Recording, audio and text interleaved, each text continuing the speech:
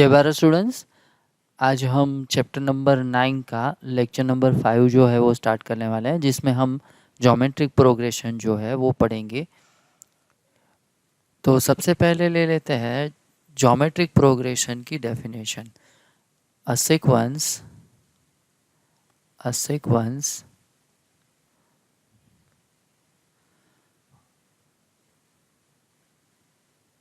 whose ratio between two consecutive term between two consecutive term is constant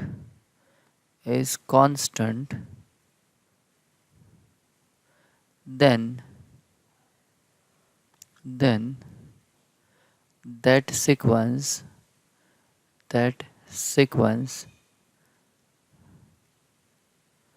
is said to be geometric progression और GP। तो यहाँ पे ये हो गई हमारी डेफिनेशन। तो यहाँ पे हम ऐसा ले लेते हैं, a sequence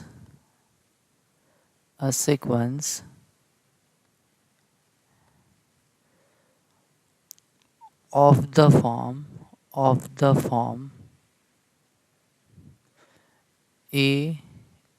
ar square dot up to ar raised to n minus 1 is called geometric progression. A is first term and common ratio is equals to r। अगर इसके जनरल टर्म की बात करें, सो जनरल टर्म जो है ये first point, ये हमारा second point. General term is equals to an is equals to a r raised to n minus 1। अगर सम की बात करें सो ऐसा हो जाएगा, S N is equals to A plus A are square plus dot dot dot up to A R raise to N minus 1। तो वो हो जाएगा a into 1 minus R raise to n upon 1 minus R if r is smaller than 1।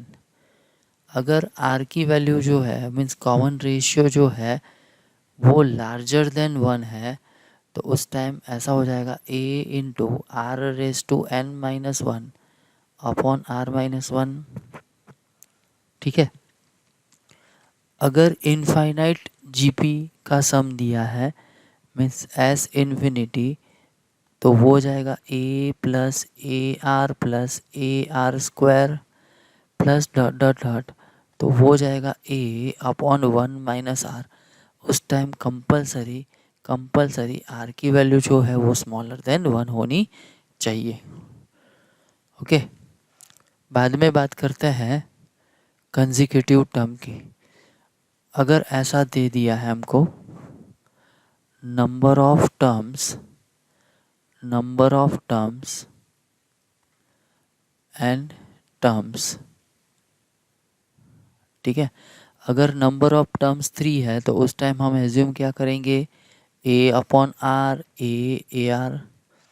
अगर number of terms are 4 then हम ऐसा कुछ assume करेंगे a upon r a are square, यहाँ पे हो जाएगा a अपॉन आर स्क्वायर।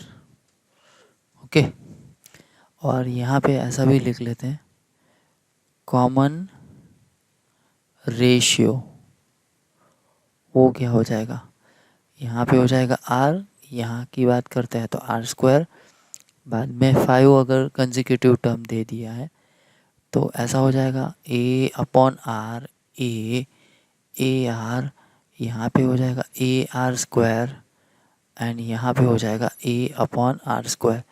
तो यहाँ पे कॉमन रेशियो क्या आ जाएगा, सिंपली आर।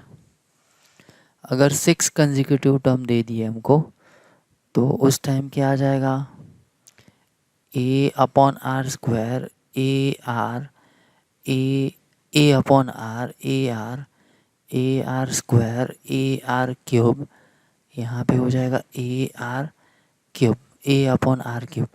तो यहाँ पे कॉमन रेशियो हो जाएगा 2। ठीक है,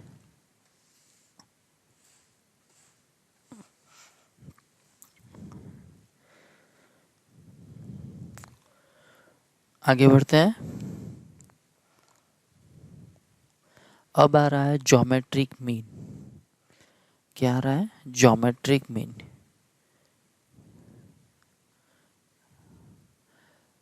ज्योमेट्रिक मीन उसका मतलब क्या हो जाएगा, अगर दो टर्म दे दिए हैं ए एंड बी और उसके बीच में अगर हम टर्म्स डाल रहे हैं G1, G2, G3 dot dot dot up to Gn,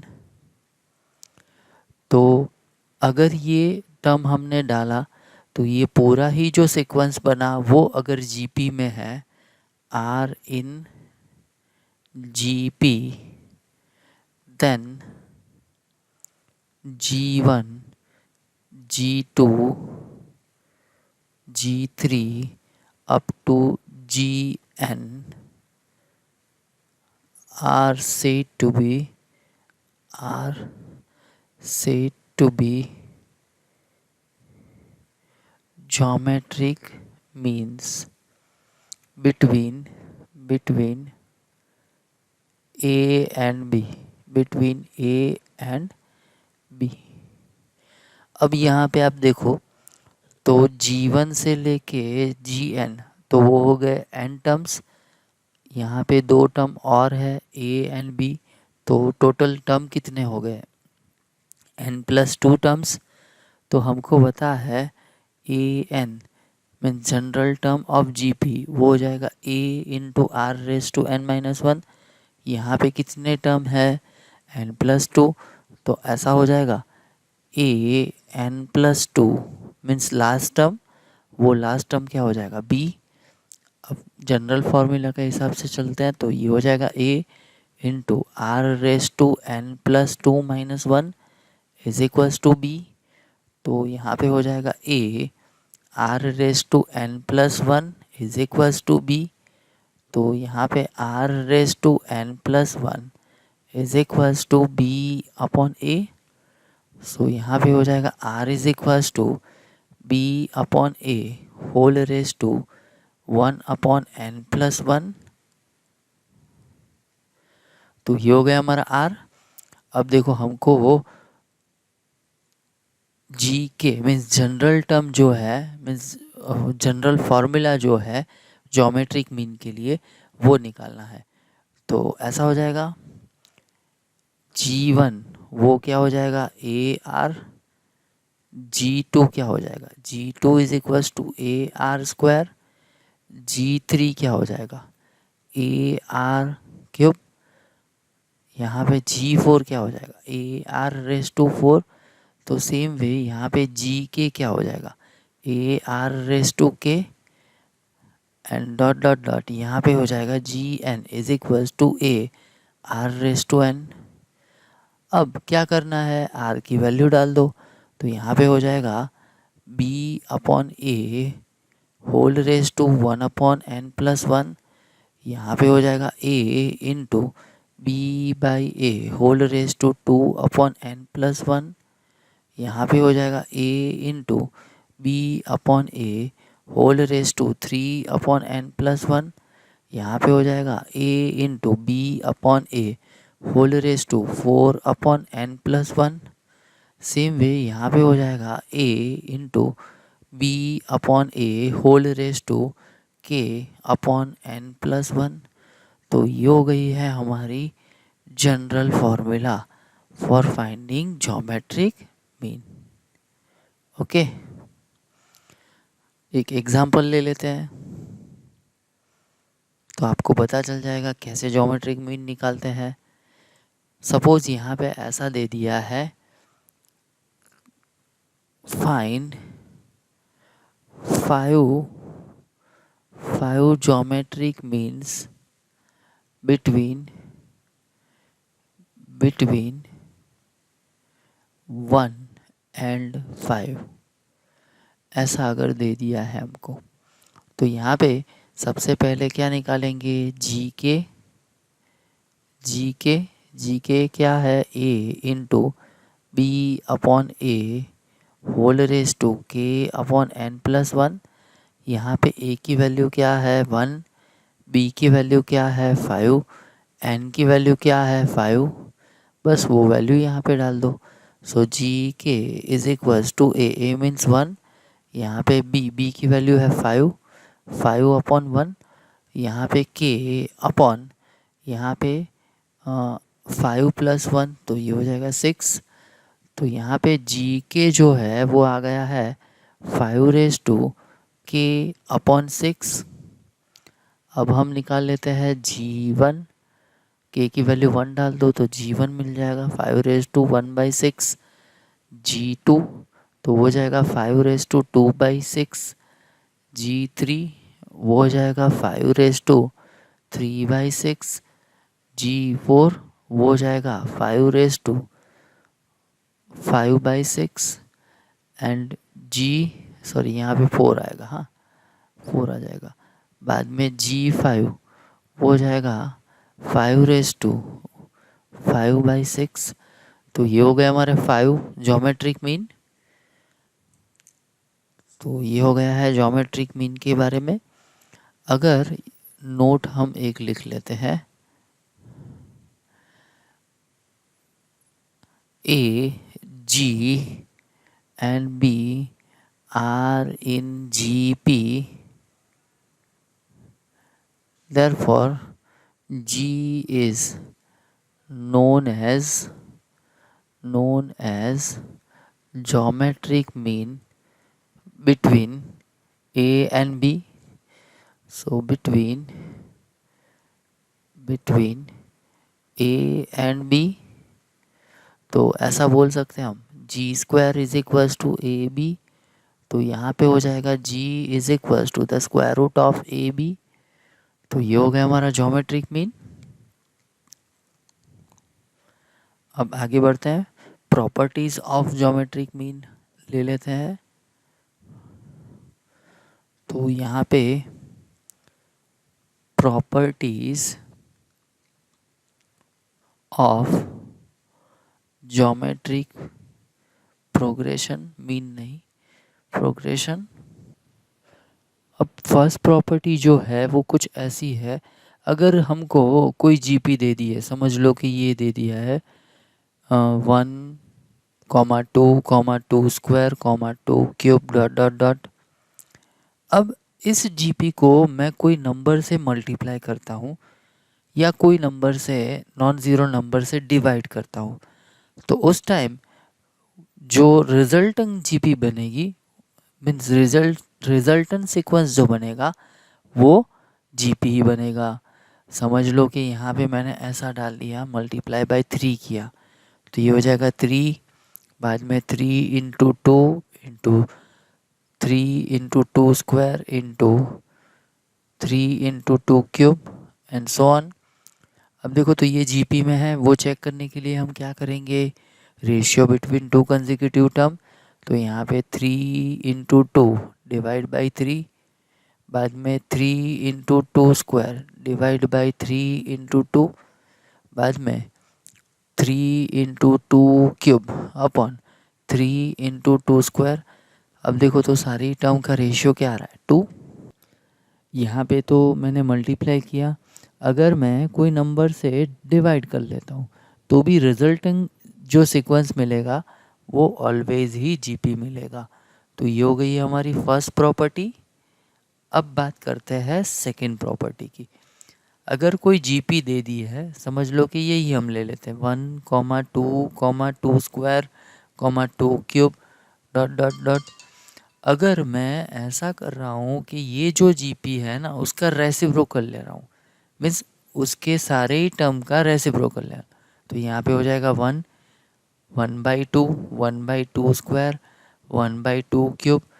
तो ये जो सीक्वेंस बना ना वो भी क्या हो जाएगा, जीपी, ये भी जीपी है। ये एक एग्जांपल ले लिया, आप कुछ भी ले लो, ए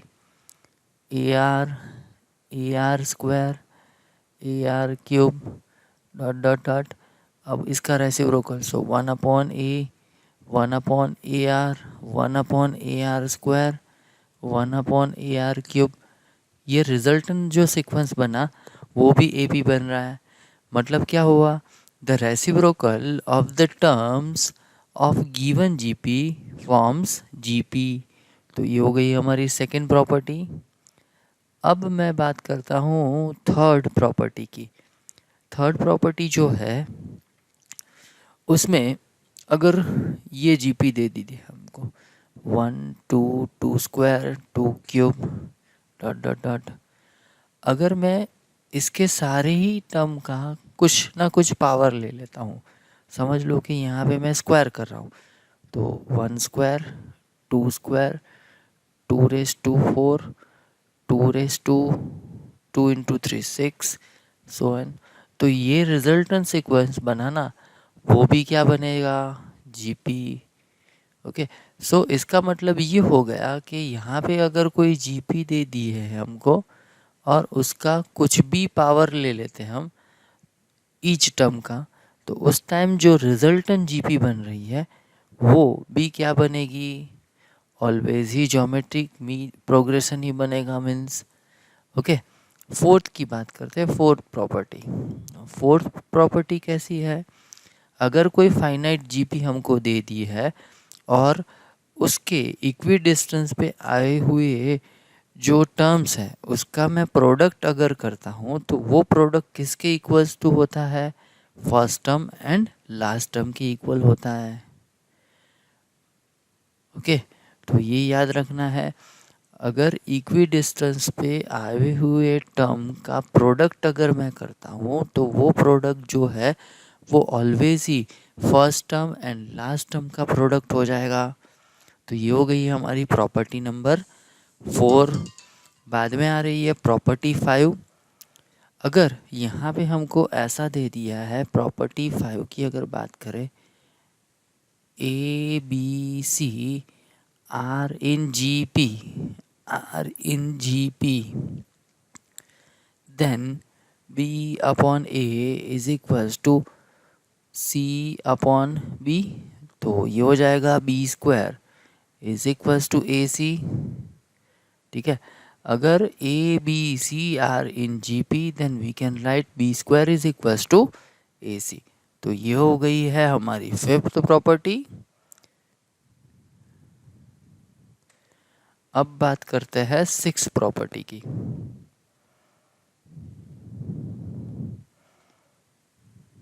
सिक्स प्रॉपर्टी जो है उसमें कुछ ऐसा दे दिया है, if the term of a GP are chosen in regular interval then new sequence form also GP. ये हमने एपी में भी देखा था। अगर यहाँ पे मैं ले रहा हूँ 1, 2, 2 square 2 cube dot dot dot are in GP, अब मैं क्या कर रहा हूँ, फर्स्ट टर्म ले रहा हूँ, बाद में सेकंड टर्म छोड़ रहा हूँ, 2 स्क्वायर, थर्ड टर्म जो है वो स्किप कर रहा हूँ, फोर्थ टर्म ले रहा हूँ, तो ये भी क्या हो जाएगा, जीपी। अगर आपने एक टर्म छोड़ा है, अगर आप 2 टर्म छोड़ते तो भी क्या हो जाएगा, जीपी हो जाएगा। तो ये हो गई हमारी sixth property. Last property A1 A2 A3 up to AN are in GP, then log A1 log A2 log A3 are in A P means अगर हमको कोई जी पी के n टर्म दे दिए है और उसके सारे ही टर्म का मैं अगर लॉग बना के एक लॉग लेके एक सीक्वेंस बना रहा हूँ, तो वो सीक्वेंस जो है वो हो जाएगा अरिथमेटिक प्रोग्रेशन। ठीक है, तो ये हो गई है हमारी थियरी किसके रिलेटेड, ज्योमेट्रिक प्रोग्रेशन के रिलेटेड। तो आज का ये लेक्चर यहाँ पे हम ख़त्म करते हैं, मिलते हैं नेक्स्ट लेक्चर में। और नेक्स्ट लेक्चर में आगे की एक्सरसाइज जो है वो हम करेंगे। सो तब तक जय Bharat, take care of you and your family, bye bye.